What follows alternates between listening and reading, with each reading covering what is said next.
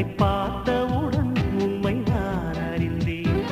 என் உயிரில் நீ பாதி என்று உன் கண்மணியில் நான் கண்டு கொண்டேன்.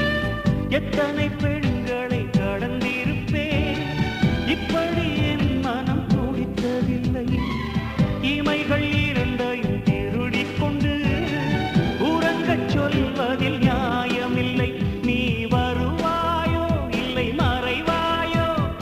ஏ ஏ ஏ ஏ தன்னை தருவாயோ இல்லை கரைவாயோ?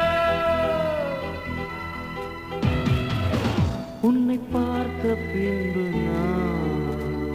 நானாக இல்லை.